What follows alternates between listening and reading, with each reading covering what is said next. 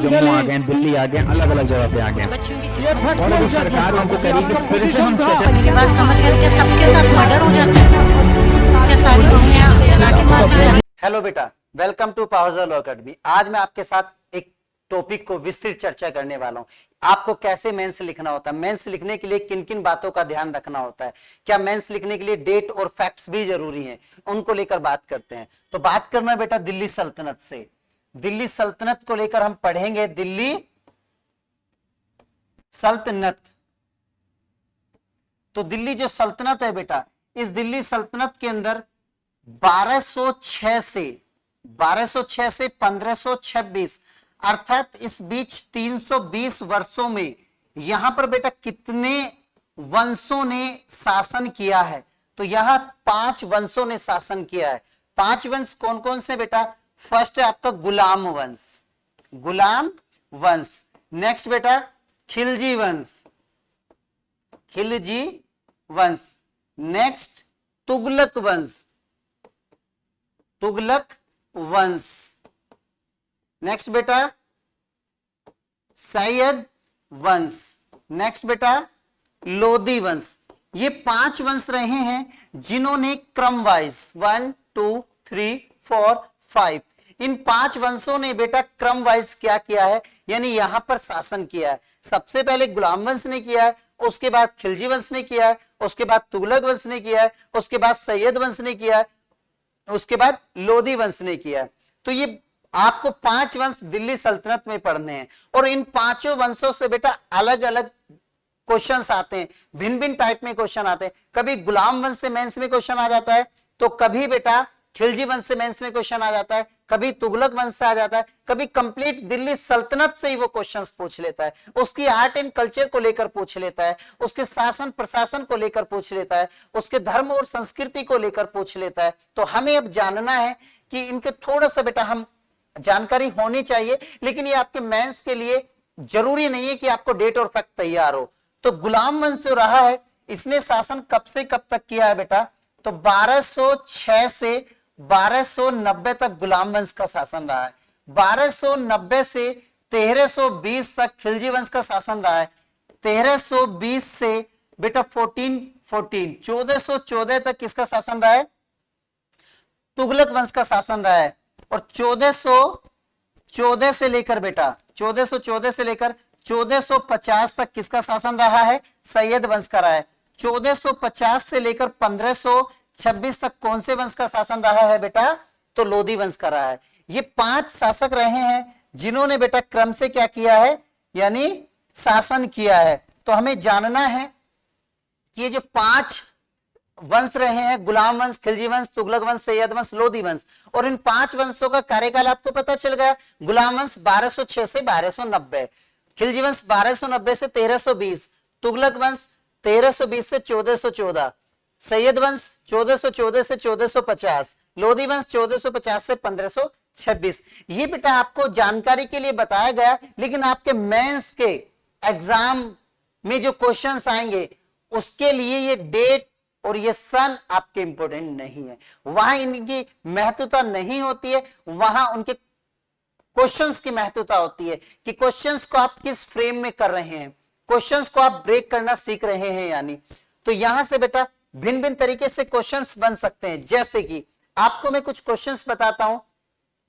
गुलाम वंश, यानी बात करते हैं बेटा गुलाम वंश की, तो गुलाम वंश से कौन कौन से क्वेश्चंस बन सकते हैं? तो गुलाम वंश से क्वेश्चन जैसे मेंस में एकता प्रणाली क्या थी, लौह एंड रत्नीति क्या थी, क्या लौह एंड रत्नीति का भारत पर प्रभाव पड़ा, क्या वर्तमान की कुछ नीतियां अलाउद्दीन खिलजी या बलबन की लौह एंड रत्नीतियों से प्रेरित हैं? तो इस तरीके से क्वेश्चंस यहां बनेंगे। ऐसी बेटा खिलजी वंश से अलाउद्दीन खिलजी की लौह एंड रत्नीति क्या थी, अलाउद्दीन खिलजी की लौह एंड रत्नीति क्या थी? बलबन ने भी चलाई है, अलाउद्दीन खिलजी ने भी चलाई है, तो भिन्न भिन्न शासकों ने चलाई है। तो हमें इनका पता होना चाहिए क्या थी क्या नहीं। तो उसी के बारे में यहां से जो 5 वंश है, 5 वंश से आपके मिनिमम 50 क्वेश्चंस मेंस के एग्जाम के पॉइंट ऑफ व्यू से बनते हैं।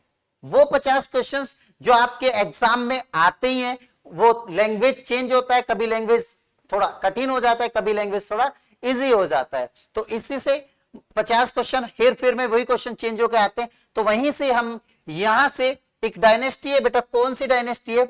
एक डायनेस्टी है तुगलक वंश। तो तुगलक वंश जो ये डायनेस्टी है जिन्होंने सबसे लंबे समय तक शासन किया है। तो मैं इस मिडिल डायनेस्टी को उठा रहा हूं, यहां से संबंधित कुछ मेंस का क्वेश्चंस आपको दूंगा और वो कैसे करना है, उसमें क्या क्या चीजें होनी चाहिए वो बताऊंगा।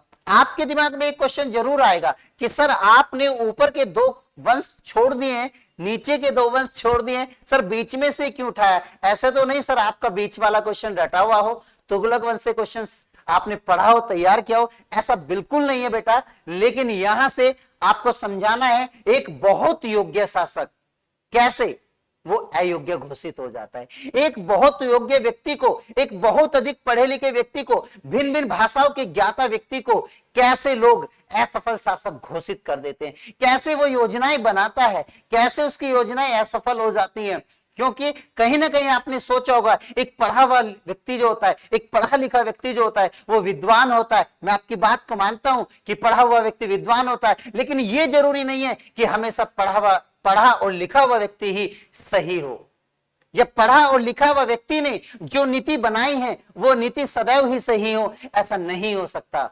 एक राजा के द्वारा बनाई गई नीति सामान्यतः सही होती है, लेकिन यह जरूरी नहीं है कि एक राजा के द्वारा बनाई गई नीतियां वो हमेशा ही सही हो। कभी कभी राजा भी गलत हो सकता है, कभी कभी प्रजा भी गलत हो सकती है, कभी कभी दोनों भी गलत हो सकते हैं, कभी कभी दोनों भी सही होते हैं। बस बात क्या है, अपने टकराव की बात है, अपने अपने हितों की बात है, या फिर कौन किस नीति को ज्यादा इंपॉर्टेंस देता है, किस कारणों से वो सफल हो जाती है, किस कारणों से असफल हो जाती है, किन कारणों से एक बिना पढ़ा लिखा व्यक्ति, एक अनपढ़ व्यक्ति बहुत योग्य घोषित हो जाता है, उसे दिल्ली सल्तनत का अकबर कहते हैं। और एक वह व्यक्ति जो भिन्न भिन्न भाषाओं का ज्ञानी था, उसे लगभग 8 से 10 भाषाओं का ज्ञान था, और वह क्या हो जाता है? अयोग्य घोषित हो जाता है। तो ये समझना होता है हमें मेंस लिखने के लिए, तो इसीलिए हम वहीं चल रहे हैं। तो बेटा तुगलक वंश की मैं बात कर रहा हूं।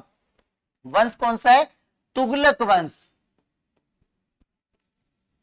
तुगलक वंश। तो तुगलक वंश से संबंधित जो आपका क्वेश्चन है, यहां बेटा आपको पहले ही बताया हूं, आपको ध्यान किस चीजों पे नहीं देना है, आपको बिल्कुल भी ध्यान नहीं देना है किस पे, कि तुगलक वंश का शासन कब से कब तक रहा, तुगलक वंश में शासन कौन कौन रहे। क्लियर हो गया? तो तुगलक वंश की मैं बात करूं बेटा, एक शासक रहा है जिसका नाम है MBT, एक शासक रहा है जिसका नाम है FST। क्लियर हो गया? MBT का मतलब है बेटा मोहम्मद बिन तुगलक। MBT का मतलब है बेटा मोहम्मद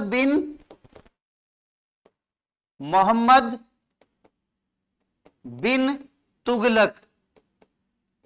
FST का मतलब है बेटा फिरोज शाह तुगलक। फिरोज शाह तुगलक। ये 2 वो बड़े नाम है बेटा तुगलक वंश के अंदर ही नहीं, बल्कि दिल्ली सल्तनत के अंदर, जो यहां से क्वेश्चंस आपके मेंस के एग्जाम में बनते हैं। तो इसीलिए मैंने इन्हीं क्वेश्चन को सबसे पहले उठाने की कोशिश की, यहां से सबसे ज्यादा क्वेश्चंस पूछे जाते हैं। तो क्वेश्चंस क्या है कि पूरे दिल्ली सल्तनत का क्वेश्चन है बेटा कि मोहम्मद बिन तुगलक। मैं क्वेश्चंस को बना देता हूं, पहले क्वेश्चंस लिख लीजिए या एक बार क्वेश्चन समझने का प्रयास करें बेटा। क्वेश्चन है आपका, मोहम्मद बिन तुगलक की नीतियों की विवेचना कीजिए। यानी शॉर्ट में लिख रहा हूं, MBT की नीतियां का विश्लेषण कीजिए।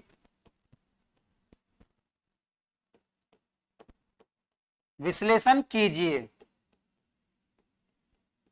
तो क्वेश्चन है बेटा कि MBT मोहम्मद बिन तुगलक की नीतियों का क्या करना है? आपको विश्लेषण करना है। ये बात इतनी समझ में आ गई?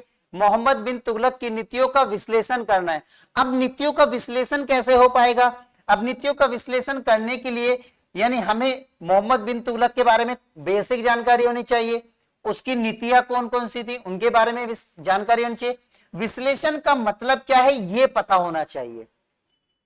विश्लेषण का मतलब वो पूछ रहा है कि मोहम्मद बिन तुगलक की नीतियां सकारात्मक थी या नकारात्मक थी, हमें उसके बारे में बताना है। उसका क्या इंपैक्ट रहा है, क्या उसका पक्ष रहे हैं, क्या उसके विपक्ष रहे हैं। तो इन नीतियों के बारे में चर्चाएं करनी है हमें।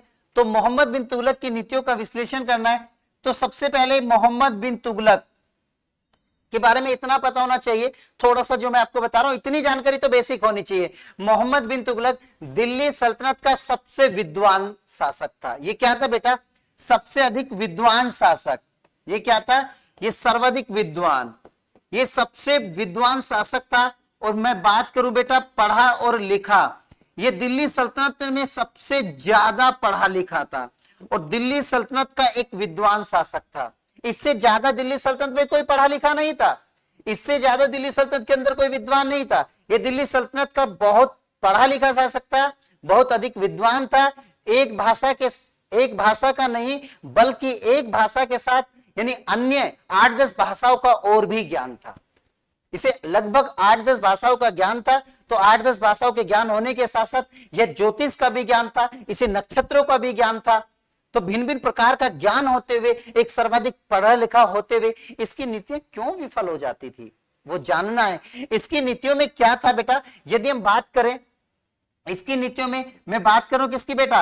यानी समाज कल्याण की अवधारणा हमें दिखाई देती है।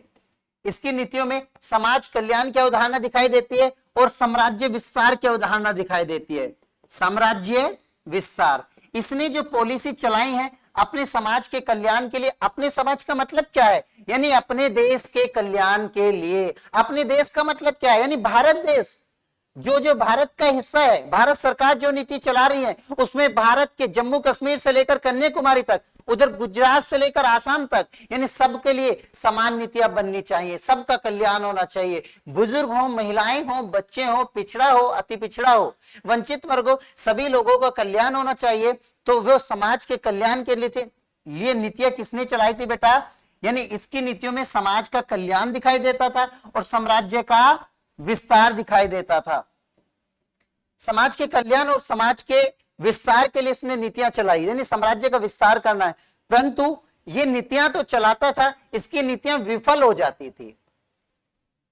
उस नीति का यानी पब्लिक जो है कुछ दुरुपयोग करती थी कुछ प्राकृतिक कारणों से। तो वो सर हमें जानना है इसने समाज के लिए कौन सी नीतियां चलाई, समाज के लिए क्या किया, तो ये बेसिक जानकारी होनी चाहिए। तो एक बार ध्यान दो बेटा, इनकी पॉलिसी को बात करें, सर इसने साम्राज्य विस्तार के लिए क्या किया? साम्राज्य विस्तार किस बात को दर्शाता है बेटा? इसने क्या किया साम्राज्य विस्तार में? और बेटा मैं बात किसकी कर रहा हूं? यानी समाज के कल्याण के लिए।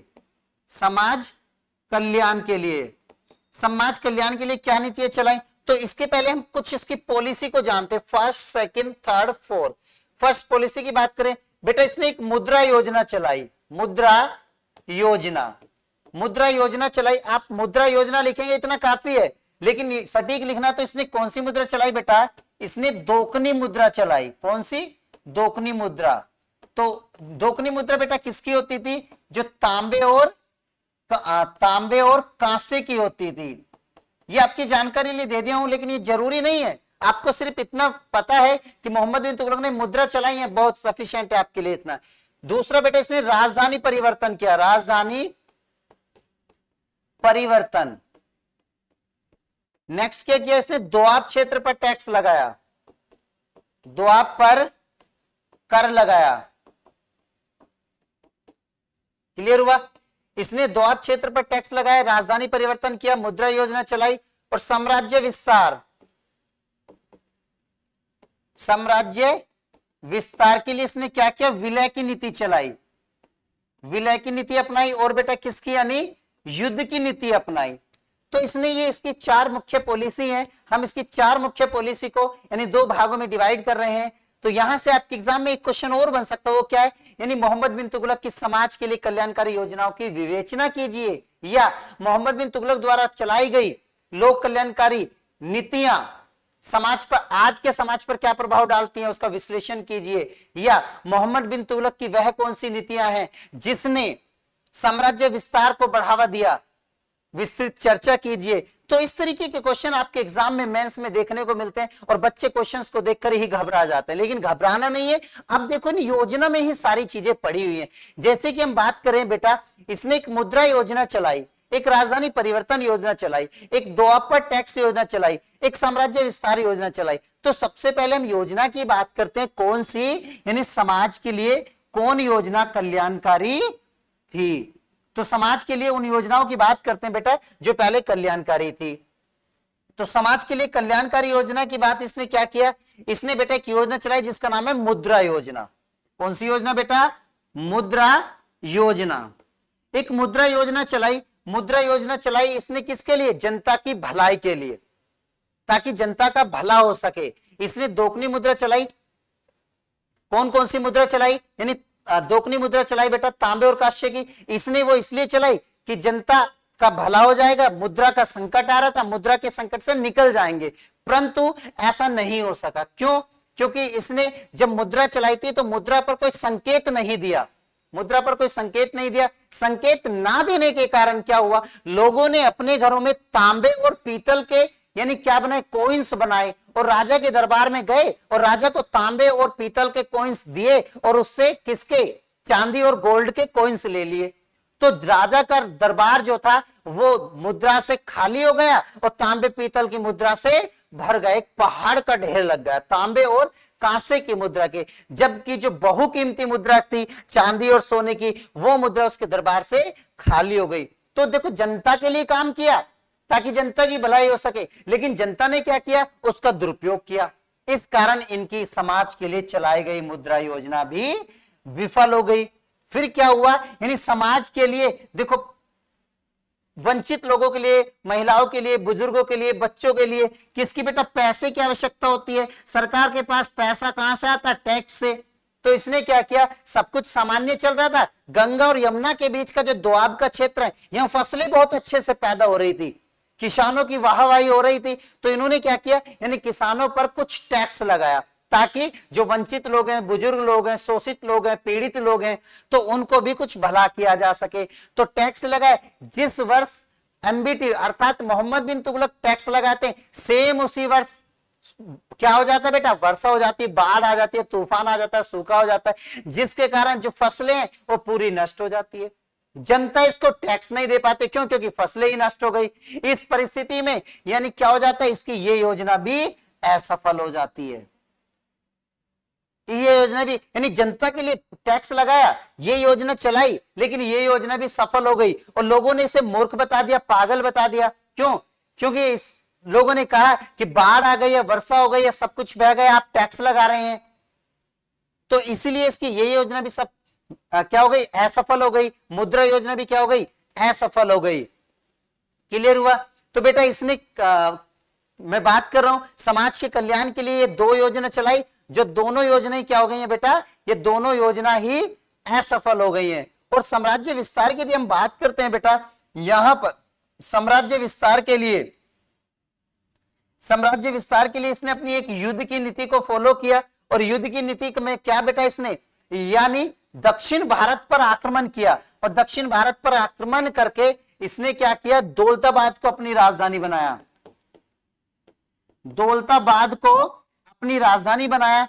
और यहां से क्या किया, राजधानी दिल्ली से दौलताबाद ट्रांसफर कर दी और कुछ अपने मंत्रिमंडल को भी वहां लेकर चला गया, जिसके कारण वहां का एनवायरमेंट इन्हें सही नहीं आया। वहां कुछ लोग बीमार हो गए, वहां की भाषा समझ में नहीं आ रही, भाषा शैली का अभाव होते हुए, कुछ जलवायु परिवर्तन होते हुए वहां, यानी बहुत सारे कारणों से क्या हुआ, यानी ये राजधानी परिवर्तन की जो नीति है, इसने क्या किया, साम्राज्य विस्तार के लिए विलय की नीति को अपनाया। और क्या किया बेटा, युद्ध की नीति को अपनाया।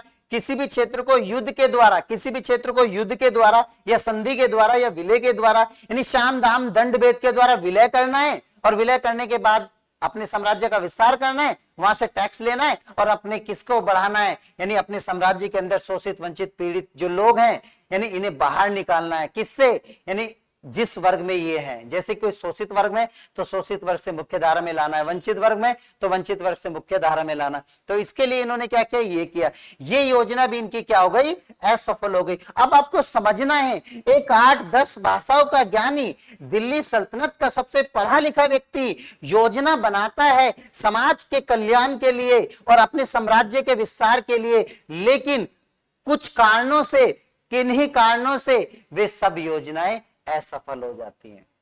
सब कुछ जनता के लिए करता है, सब कुछ अपने यानी साम्राज्य के लिए करता है, योजनाएं असफल हो जाती हैं, और जैसे योजनाएं असफल हो जाती हैं तो भिन्न भिन्न लोग भिन्न भिन्न नाम के उसे पुकारते हैं। जैसे कि कुछ लोगों ने कहा कि यह कौन है, यह तो रक्त पिपासु है, ये खून को पीने वाला है।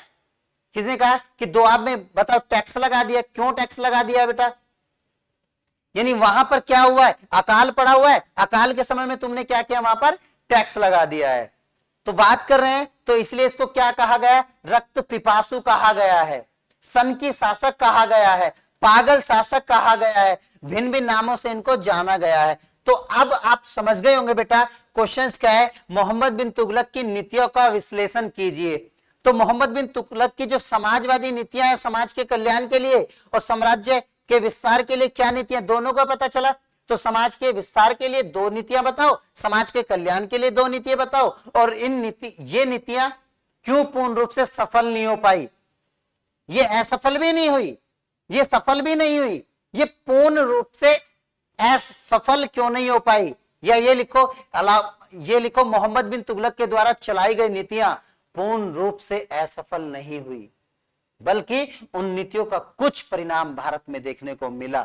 तो इस तरीके से जब आपको पता होगा कि यहां देखो, आपको क्या मैंने कोई डेट बताई, कोई वर्ष बताया, कोई दिनांक बताया बेटा, ना कोई वर्ष बताया ना कोई डेट बताया, यानी वर्ष बताया, ईयर बताया, ना कोई डेट बताई। बिना दिनांक और बिना वर्ष के मोहम्मद बिन तुगलक के द्वारा चलाए गए नीतियों का विश्लेषण आप कर सकते हैं। तो आपको इतिहास के क्वेश्चंस को लिखने के लिए, सब्जेक्टिव क्वेश्चंस को लिखने के लिए, मेंस के पेपर को लिखने के लिए आपको डेट की आवश्यकता नहीं होती, आपको ईयर की आवश्यकता नहीं होती, आपको ये आवश्यकता नहीं है कि उसने मुद्रा योजना किस वर्ष में चलाई, उसने दिल्ली से दोआब जो राजधानी परिवर्तन की, दिल्ली से दोआब राजधानी परिवर्तन की, वो किस वर्ष में की, आपको इनकी आवश्यकता नहीं है, वर्षों की आवश्यकता नहीं है, बल्कि आपको यह पता होना चाहिए इनके द्वारा समाज के लिए कौन सी नीतियां चलाई गई हैं, साम्राज्य विस्तार के लिए कौन सी नीतियां चलाई गई हैं। डिफरेंट करके नहीं पता तो आपको इनकी नीतियों के बारे में पता होना चाहिए।